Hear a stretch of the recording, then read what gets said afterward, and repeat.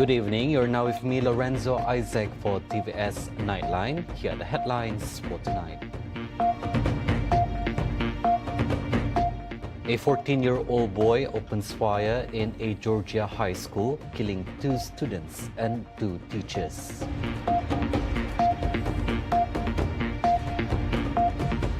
CURTI'N'S Center for New Energy Research and Sustainability drives sustainable energy growth in Sarawak.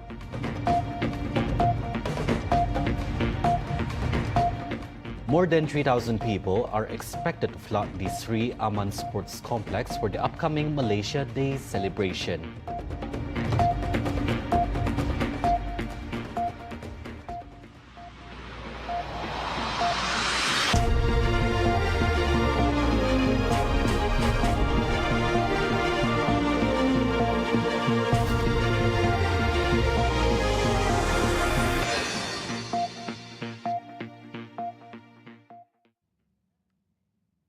A 14-year-old boy opened fire through the hallways of his Georgia high school on Wednesday, killing 2 students and 2 teachers and injuring 9 others before surrendering to the authorities. He was taken into custody after the shooting and will be tried as an adult on murder charges. Police have identified the victims as teachers Christina Irumi and Richard Aspinwall and 14-year-old students Mason Shkamemerhorn and Christian Angelo. Following the tragic event, U.S. President Joe Biden expressed his sorrow on X and called for safer gun control. Meanwhile, members of the public grieve at the vigil for the 4 victims of the U.S. school shooting. Never in a million years would I think it would happen here. But unfortunately, that's the times that we're living in. It's unreal. As I was coming here, the whole town just has this weird, eerie feeling now. I don't believe it's happening, and it probably hasn't sank in with me, but I feel bad for the families and the school, of course, and all the good people at that school that this has happened to them. You know, I think we're going to hurt for a very long time. I think we're going to grieve for a very long time. I hope it will bring our community closer together. In 2023, the FBI questioned 14-year-old student called Gray regarding online threats related to guns and a potential school shooting. The suspect denied being responsible for the posts. The FBI's National Threat Operations Center alerted local law enforcement after receiving anonymous tips about threats of a school shooting online. The threats were traced back to Georgia within 24 hours. Sheriff's deputy interviewed Colt and his father, who confirmed having hunting guns at homes, but revealed that Colt did not have unsupervised access to them.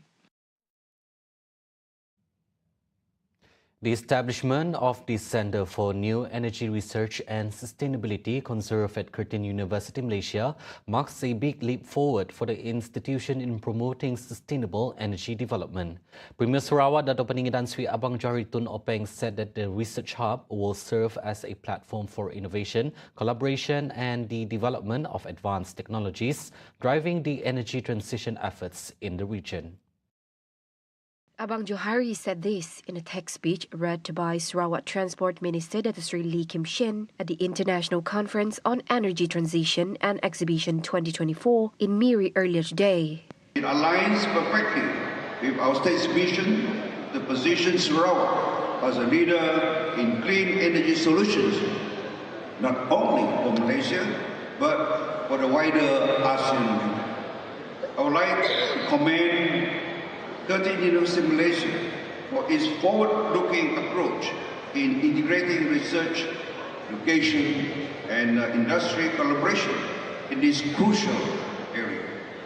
The introduction of this new Bachelor of Engineering in Energy Engineering, Bachelor of Engineering in Mechatronics Engineering programs further strengthens CURTI'Ns Malaysia's role as a key player in cultivating talent and expertise in fields that are crucial to the future of energy in Sarawak. He added that as one of Sarawak's earliest and largest international campuses, Curtin University Malaysia demonstrates its commitment to providing world-class education. This also reflects the policies and initiatives of the Sarawak government to enhance the quality of higher education. Moreover, attaining a MIRA 5 rating among universities in Malaysia serves as a testament to its robust research capabilities. More than 3,000 people are expected to flood the Sri Aman Sports Complex in Semangang Town on September 16. Minister in charge of the 2024 Sarawak Level Malaysia Day celebration, Datuk Sri Roland Sagawiin, said that the celebration will be held for 3 days, beginning with Thanksgiving ceremony for other religions and a people's concert on September 14. Roland, who is also Sarawak Minister of Education, Innovation and Talent Development, said on September 15th, Thanksgiving ceremony will be held in Sri Aman Mosque, followed by an assembly the day after. 3,000. Sebab kita tambah hari itu, mula-mula 2,000. Tapi kita tambah, sebab kita percaya banyak orang yang akan hadir. Tapi stadium akan overflow lah. Sebab dalam tu tak cukup lah. Suruh Datuk Francis buat besar lagi. Kita sedia kanopi. He said this after leading a delegation of the 2024 Sarawak Level Malaysia Day Celebration Committee on a courtesy visit to Sarawak Governor Tun Wan Junaidi at Astana Negeri Sarawak earlier today. Also present were the Deputy Minister of Talent Development, who is also Semangang Assemblyman, Datuk Francis Harden Hollis, the Director of the Sarawak Protocol, Ceremonies and Event Management Unit, Hamdan Sharbini, and the Director of the Sarawak Public Communication Unit, Samuel Simon. The Sarawak swimming contingent aims to secure 15 gold medals at the upcoming 21st Parasukma Games. Minister of Women, Childhood and Community Wellbeing Development, Datuk Sri Fatimah Abdullah, expressed her confidence in the team's ability to achieve this feat, crediting their impressive record that surpassed 6 gold medals won in the previous 2022 edition. Jumlah acara daripada sukan renang ini ada 60 semuanya dan kita menyertai 51. This is our strategi kita nak masuk seberapa banyak acara ya. Seberapa banyak acara yang boleh. So untuk ini daripada 60 kita masuk sebanyak 51 acara dan jumlah emas yang disasarkan adalah 15 pingat emas. She said this when met by reporters at the Pandalela Renong Aquatic Centre in Kuching earlier today. Previously, the Sarawak swimming team made waves in the previous Parasukma Games in Kuala Lumpur by setting new championship records in disciplines like 50-meter breaststroke, 50-meter butterfly and 100-meter freestyle.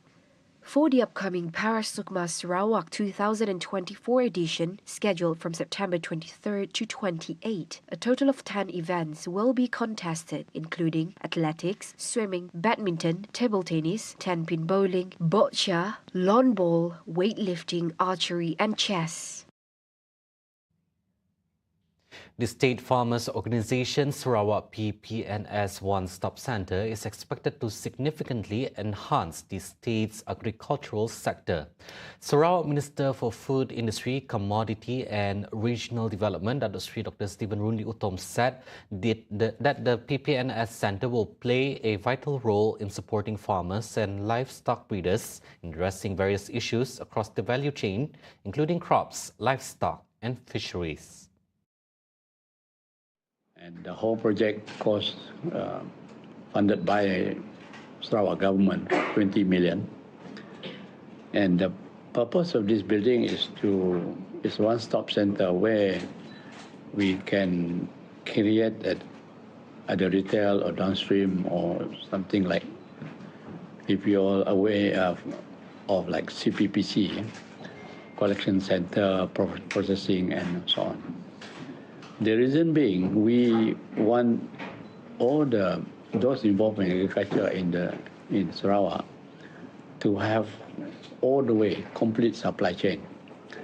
And PPPS has been tasked to assist the government to make sure that we don't waste our resources in terms of crops and so on. He said this after visiting the new PPPS building in Kota Semarahan earlier today. He highlighted that the 20 million ringgit project funded by the Sarawak government is designed to provide a comprehensive supply chain solution. Commenting further, he said the centre will offer retail, collection and processing services, ensuring that agricultural resources are fully utilised without wastage. Furthermore, he added that the centre's function will be enhanced over time, offering marketing services, training and technical courses, as well as support services in agri-tech and agricultural inputs. Recently, a series of events commemorating Petronas' 50th anniversary were held in Miri, Sarawak. The festivities kicked off with the ceremonial lighting of the Petronas 50 Homecoming Torch, marking the start of the journey of the Twin Torches Tour. Meanwhile, the Road to Petronas 50 Amazing Race also featured participation from various government agencies and local authorities. The Petronas Homecoming Torch Tour, Team Sirih Pulang ke Gagang, began in Miri and will conclude in Kuching, honouring the communities where Petronas operates. The commemorative torch was carried by Senior General Manager of Petronas, Carigali Sendirian Berhad, for Sarawak Asset, Noriani at Yati Muhammad, and handed over to Petronas Chief Integrity Officer, Muhammad Zakwan Talib, to be placed at the torch site. Miri holds significance as one of Petronas' early operational locations since 1987. Wherever we operate, we want to have a positive impact on the community and the society. So we look forward for Arito Petronas 50 tahun. We look forward for another 100 years, where together we are progressive energy solutions partner, creating and enriching the lives. Meanwhile, the Amazing Race event involved 100 participants from 25 teams, including government agencies, local authorities, and Petronas Carigali staff. The program concluded with a prize-giving ceremony where the Royal Malaysian Customs Department won first place, followed by the Immigration Department and the Land and Survey Department. Next, the Petronas 50 torch will travel to Cebu, Bintulu, Sri Aman, and Kuching before concluding its journey in Kuala Lumpur, where it will be united with its twin at the main celebration of Petronas' 50th anniversary.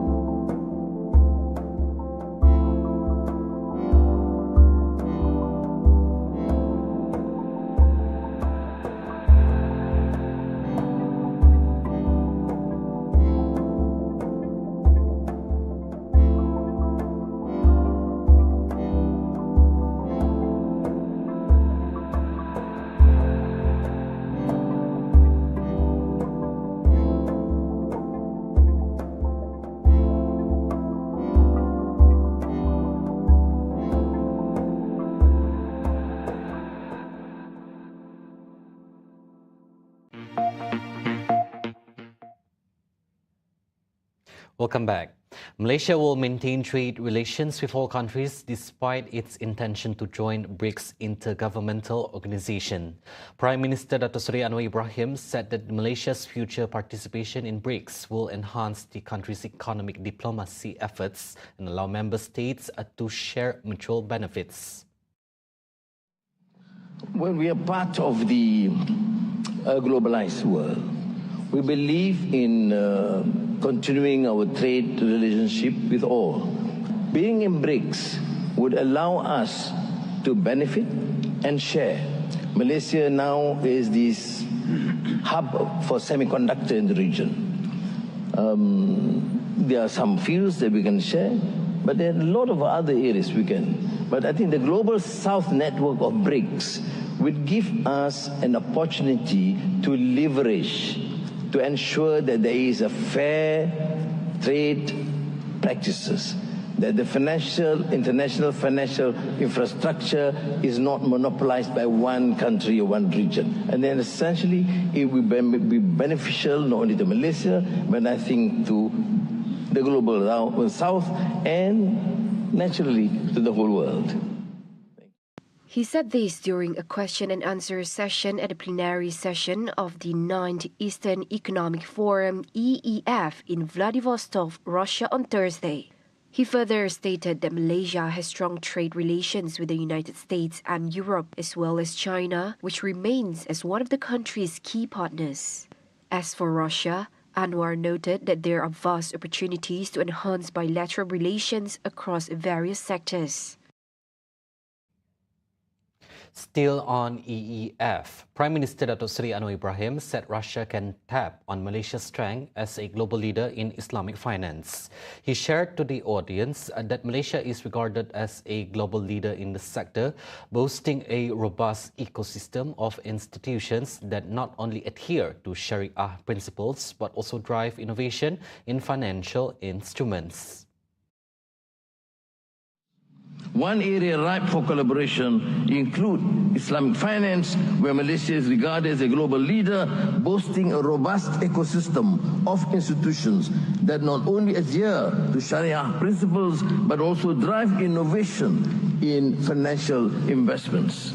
Russia, with its sizable Muslim population, stands at the threshold of enormous potential in Islamic finance, and I believe the introduction of Islamic banking in Russia can facilitate joint projects and attract significant investments from Muslim-majority nations.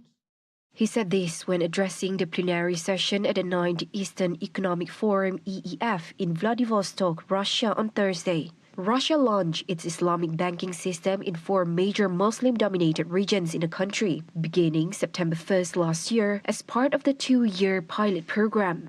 For the record, Russia has a sizable Muslim population of between 20 million and 25 million. Regional issues should be handled through peaceful resolution, urges Prime Minister Datuk Seri Anwar Ibrahim. Speaking before EEF audience, Anwar emphasized that in the spirit of unity, all issues related to intrusion of powers to others' region must be dealt with diplomacy. And we do not support any intrusion of other powers into the region. We have problems, we try and resolve. And that's why I think my presence here in Vladivostok is to convey that message, that I think, contrary to some of the perceptions, we feel that our task is to ensure that we serve our people, that economically it has to be vibrant, and we want to show a new tradition of and diplomacy that engage with most countries, and Russia included. Some countries in the West may have a problem with Russia, they will deal with it. As far as we are concerned, we do not have a problem. We have some issues we want to discuss, we bring it up. You see? Anwar said Malaysia as a country does not condone unilateral sanctions. Rather, he believes that countries should be allowed to pursue free trade to boost their respective economies and achieve growth. He said Russia's prominence on the global stage transcends the confines of commerce and geopolitics. In the bilateral meeting with Putin on Wednesday, Anwar agreed the true potential of Malaysia-Russia relations has not been fully utilized and expressed Kuala Lumpur's commitment to enhancing its collaboration with Moscow in all fields.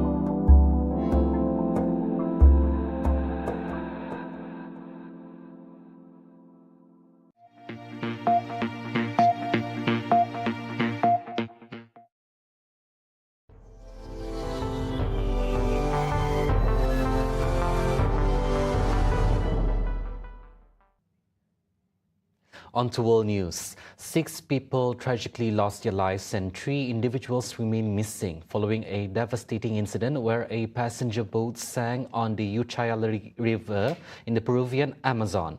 The boat carrying 48 passengers struck a submerged log early in the morning, causing it to sink.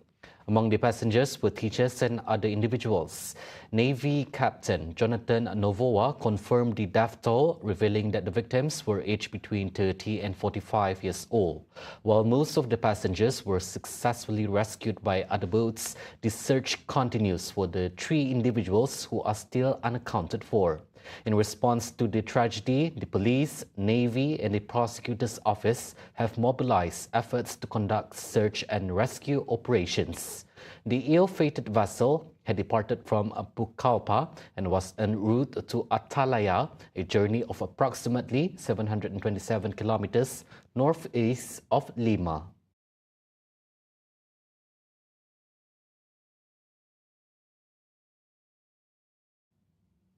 Russian President Vladimir Putin today said he was ready for talks with Ukraine after having previously rebuffed the idea of negotiations with Kiev while Kiev's offensive into the Kursk region was ongoing. Speaking at a question and answer session at Russia's Eastern Economic Forum in the city of Vladivostok, Putin said Russia was ready for the talks, but on the basis of an aborted deal between Moscow's and Kiev's negotiators reached in Istanbul in 2022, the terms of which were never made public.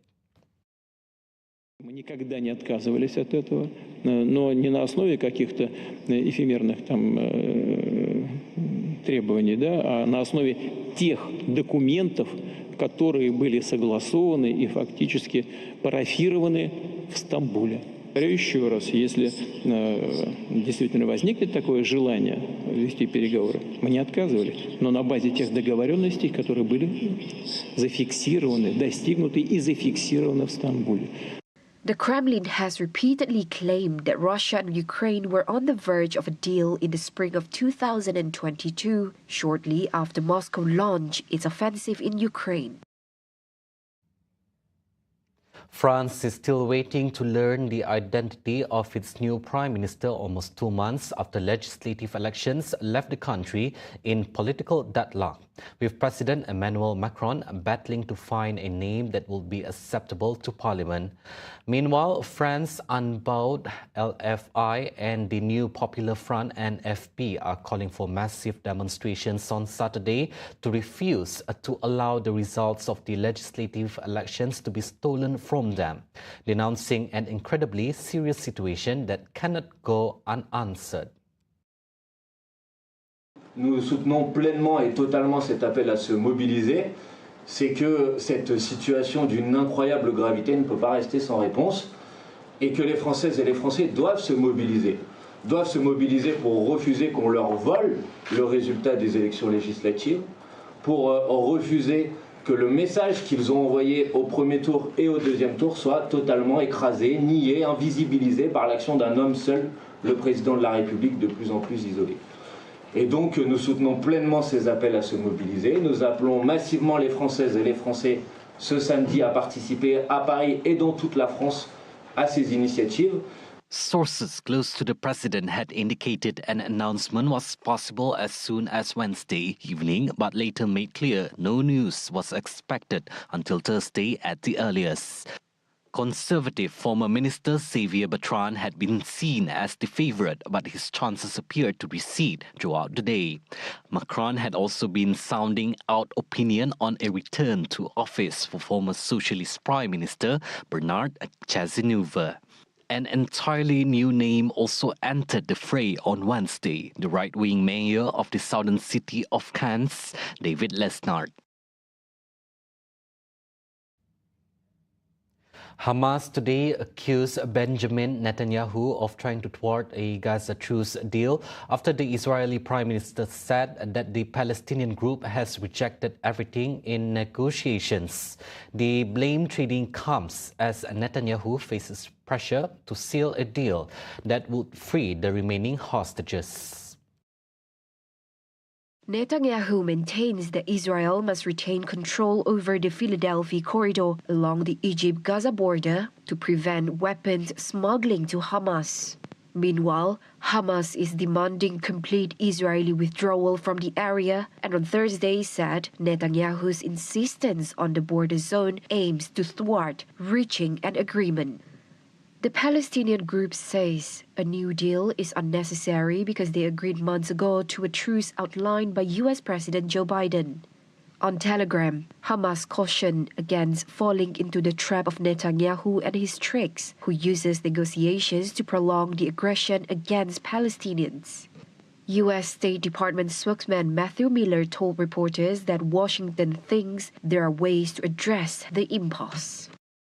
But there are dozens of hostages still remaining in Gaza, still waiting for a deal that will bring them home. It is time to finalize that deal. The people of Israel cannot afford to wait any longer.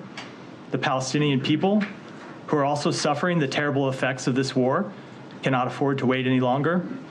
The world cannot afford to wait any longer. At Israeli protests in several cities this week, Netanyahu's critics have blamed him for hostages' death, saying he has refused to make necessary concessions for striking a ceasefire deal. Key mediator Qatar said on Tuesday that Israel's approach was based on an attempt to falsify facts and mislead world public opinion by repeating lies. Qatar's foreign ministry said such moves will ultimately lead to the demise of peace efforts.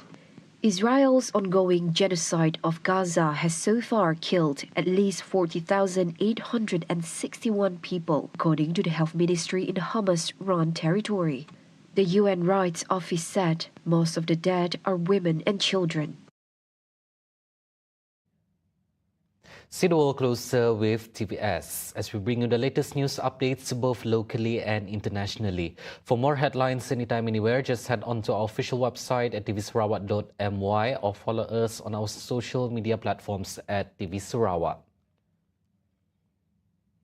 Those were the updates on TVS Nightline. I'm Lorenzo Isaac. Thank you for watching and have a good night.